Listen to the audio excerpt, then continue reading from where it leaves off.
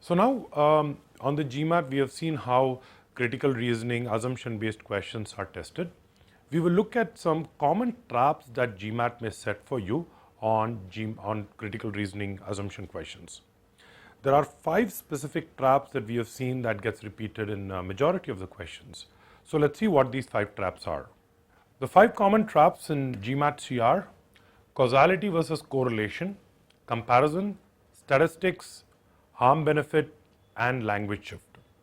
Let's take a look at the first one, causality versus correlation.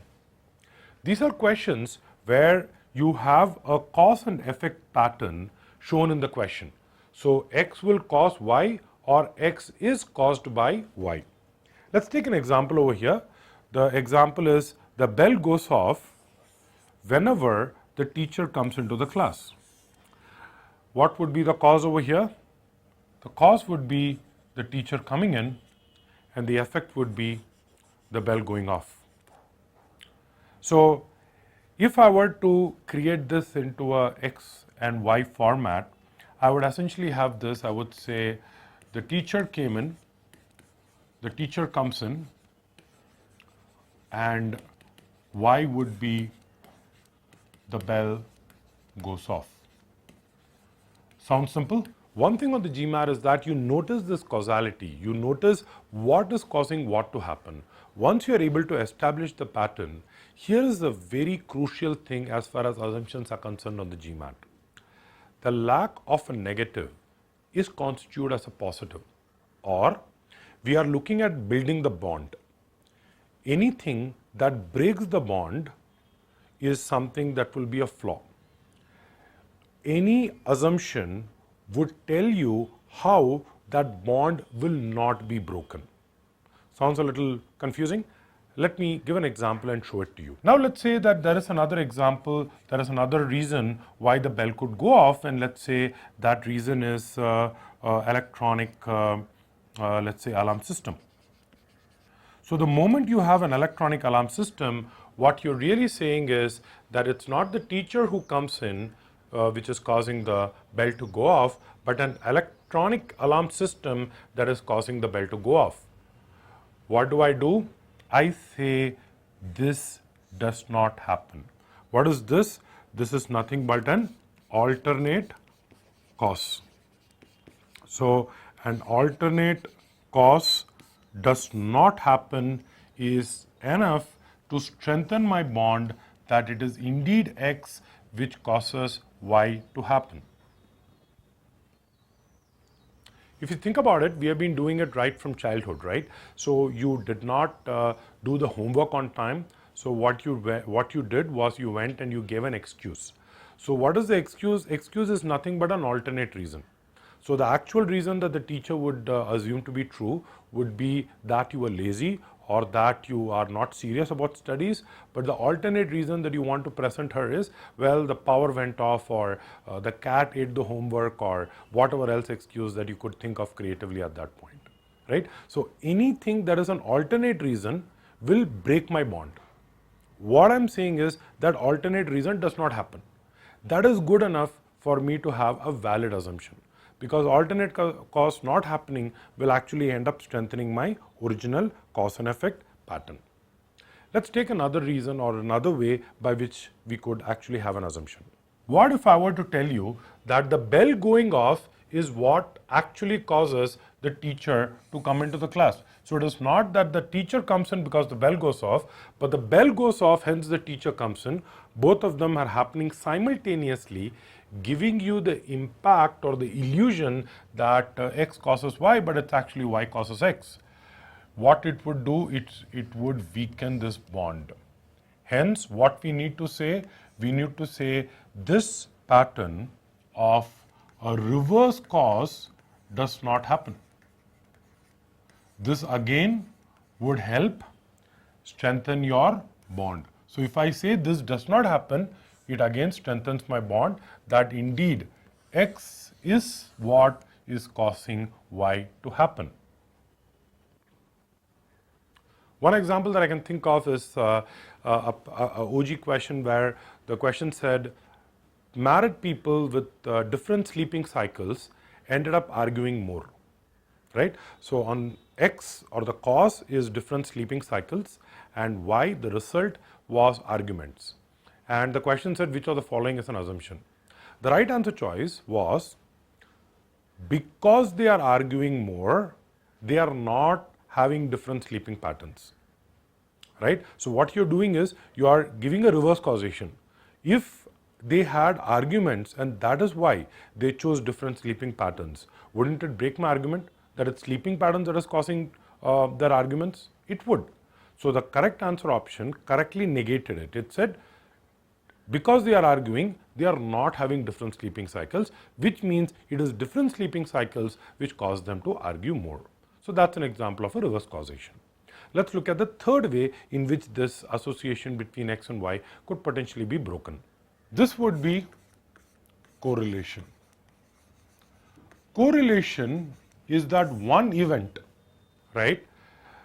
I'm going to call it Z, which causes both X and Y to happen in such a way that it gives you an illusion that X and Y are actually caused by each other, but it's actually an external factor Z that is causing them. For example, let's say, what if I were to tell you that exactly at 1 o'clock, the teacher comes in, because he's very punctual, he always comes in at 1 o'clock, and because it's 1 o'clock, the bell goes off.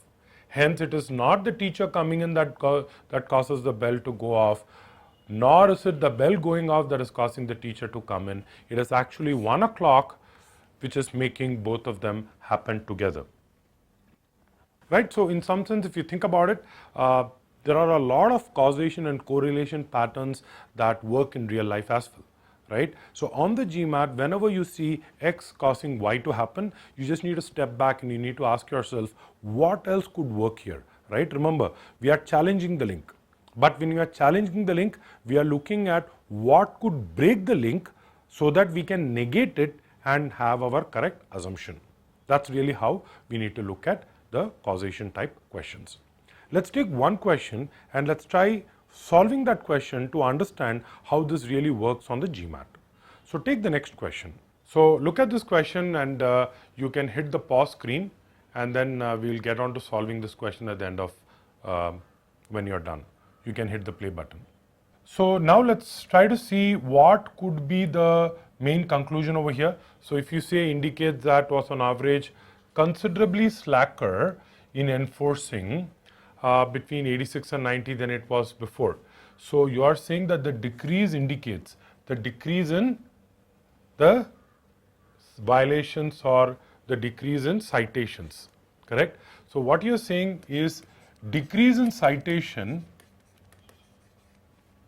okay, is actually caused by the enforcement official becoming slacker, right? What if I were to give you an alternate, and what if I were to say that what if there was an actual decrease in the total number of violations? Then what would happen? For example, if I were to say that the traffic police collected less money in fine this year, does it mean that the traffic police has become slacker? Or could it mean that people have actually become more law abiding? Probably the second also, right?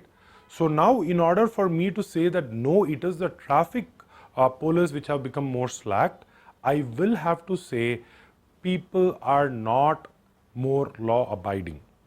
Same thing works over here as well.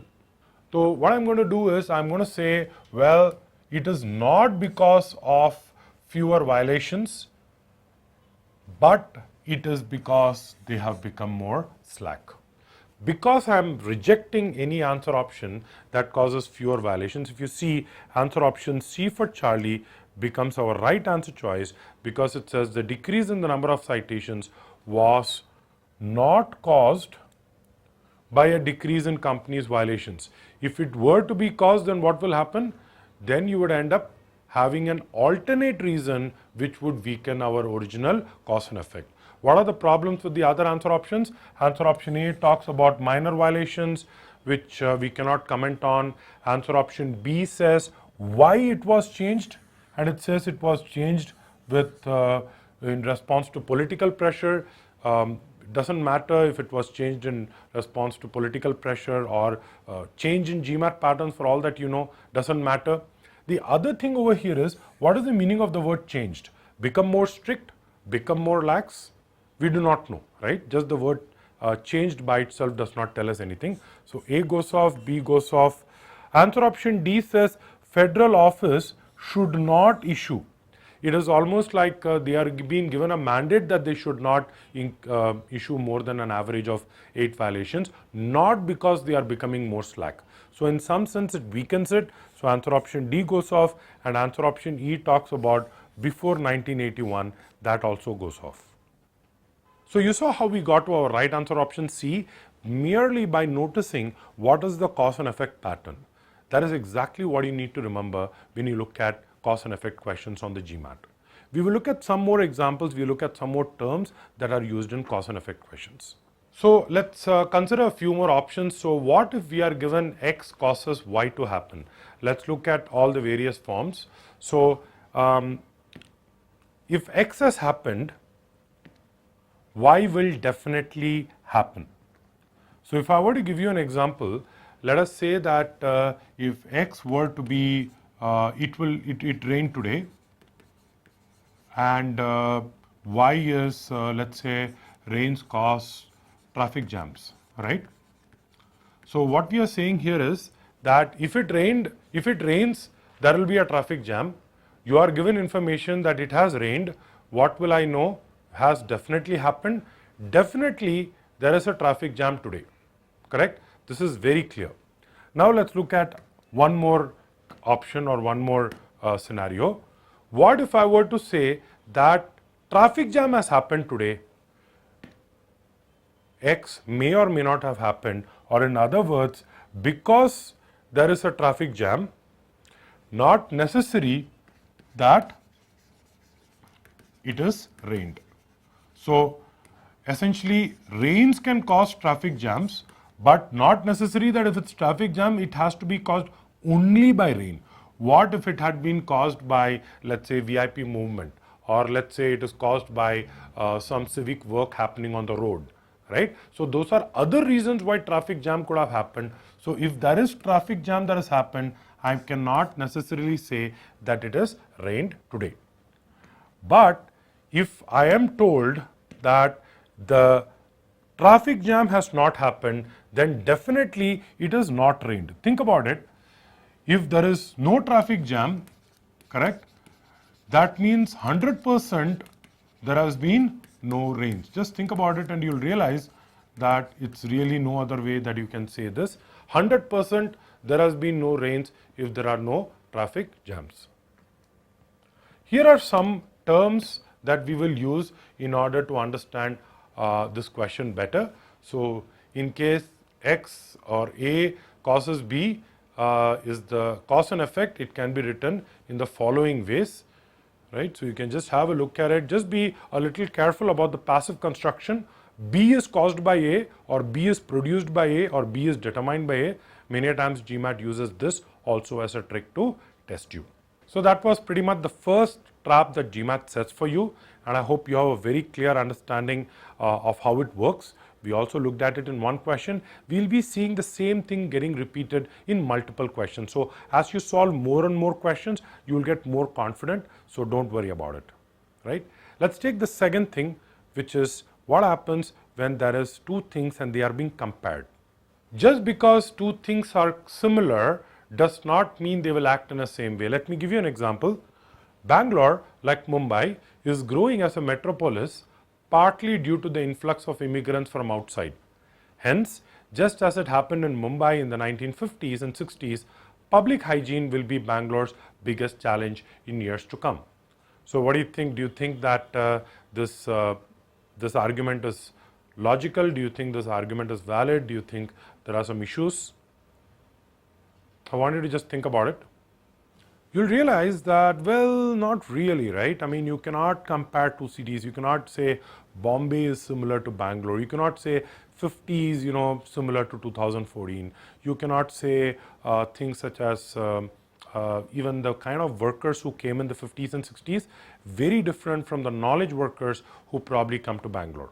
correct? So these are the differences. So because of these differences, you really cannot say that both these situations are the same. So really the trigger is similar is not equal to same. And on the GMAT, what happens, you will have questions where it says like the neighboring country Verland, right? Or the neighboring city of Vargonia. The moment you look at neighboring city and neighboring country, you're tricked into assuming that, well, because it's a neighboring country or a city, it is going to act the same way. Not true, right? I'll give another example of a official question where the question had something about how there was a legislation that was passed which curbed smoking in restaurants, and because of this legislation, people did not stop going to restaurants, patrons still visited restaurants, and there was no loss in business. This year, there is another legislation that's going to ban cigarette smoking in restaurants. And the health authorities are kind of telling the restaurant owners that don't worry, there is going to be no loss in revenue, because similar to the previous legislation, even this legislation will not have any impact. You heard it? It sounds very similar. Now, first thing that you're probably thinking is, well, last year, this year. Think about it. City population is going to remain the same. Restaurants are not going to really change over 2 years. What else could be the difference? If you notice what I said, and I said it only once, so maybe you want to go back, rewind, and just check what I said. I said the first legislation curbed smoking. Providing restrictions on smoking is very different than the second one where I said banned smoking. Banned smoking means you cannot smoke inside, period, correct? Providing restrictions could be, maybe there's a separate smoker zone. So what you should have said is, well, wait a second, are these two legislations the same, or is there a difference? And that is usually what GMAT will do. Play with those words, try to sneak in something, trying to say it's similar, but trying to say it's same, but actually it's similar and hence not the same. Let's look at the third type now. The third type would be statistics, and this is one of GMAT's favorite topics. Whenever you see numbers, whenever you see percentages and data of any type, like a sample, a poll, or a survey, you know pretty much that GMAT is testing you on statistics, correct? Now, typically what happens is GMAT will kind of give you numbers which are similar to this. Let's have a look at the example.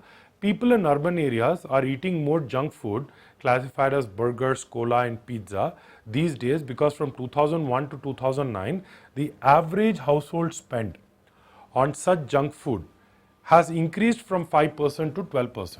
So the average spend on junk food, correct, has gone up from 5% to 12%. First question that you need to ask yourself, how could this number go up? Is it because they are eating more food, or is it something else? The moment you realize that you get this number 5%, 12%, there are two things at play here. One, we are assuming that the costs remain constant and it's just that they are consuming more. But is it necessary the costs remain constant? Not, because the cost could have gone up and my consumption could have gone down. Still, the overall percentage spent towards junk food could still have increased. Problem number one. Problem number two, my overall spend, right? It mentions about my household spend. My overall household spend would have gone down. So instead of spending 100 rupees earlier, I'm spending only 50 rupees now. Which means if there is 12 rupees that I was spending, it was 12% earlier, but now it becomes 24%. So the percentage spent has gone up without me really consuming more. What it really took you to understand this is the numbers at play. As long as you're able to figure out that part, the rest of statistics questions will be very easy. So the tip over here is, remember that increasing or decreasing percentages does not necessarily mean increasing or decreasing numbers, or vice versa, which means that I could have 5% to 12%, but not necessary that the numbers could, went up, or if the numbers went up, not necessary that the percentage went up. Just to kind of underline the second point that we have mentioned over here, which is, about total figure and all that. So, this is the way you look at it. X percentage of Y is equal to Z. Y is the total, Z is the number from this total, X is the percentage. X could go up, Z could go down. Why? Because it depends on Y. Correct? So just take some time to think about it. So it is very much possible that X goes down, but because Y has increased so much, my eventual Z could also go up. Eventually, GMAT is going to test you only with this X, Y, Z. Remember words, proportion, majority, most. Whenever you see these words, you have to be a little careful on the GMAT. The fourth one is harm and benefit. This is clearly, the type which will give a situation where there is a greater harm happening, but it ignores the good. Or it tells only the good thing that a new thing provides, but ignores a greater harm. Okay, so let's look at these kind of questions. These are the harm benefit questions where you will be, the whole strategy for these questions would be to focus on the apparent benefits, okay, or the harm of a particular strategy, right? So we need to make sure that we are not looking at only the harm or the benefits, and we are also looking at something else. An example over here would be a new wonder drug has been discovered which has been proven to increase the heart's functioning by more than 150%. Hence, the new drug should be recommended by doctors to patients suffering from heart diseases. What do you think about it? If you are a doctor, would you actually suggest this drug? Well, not really, because you know what happens to the heart, but what happens on the longer term? What happens to other organs? What about the kidney? What about the liver? So you're probably going to worry about the side effects as well. Hence, you would not just blindly recommend this. We see a lot of harm benefit scenarios being played out. One example is, where the government or there is a new service that comes, and the new service is touted as the one that is going to overtake the market, and that is going to be the new Google or Facebook or whatever else it is, right? So what you're doing is you're focusing only on the benefit, right? So you need to take a step back and look at answer options which could possibly talk about how it will not cause a greater harm. So that's really what you need to keep in mind. Let's look at the last part, which is language shift.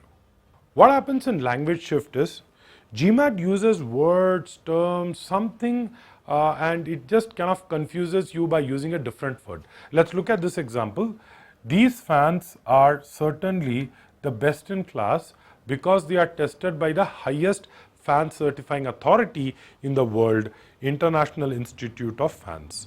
The problem with this, if you understand, is we speak about the highest fan certifying authority in the world, but remember, the certificate will be provided only if the tests are positive, if they have passed the test.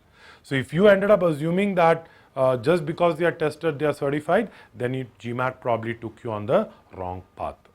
Now that you know what are the 5 common types, I just want you to be more aware of these, and I want you to use these in the questions, in the answer options, whenever you encounter a question.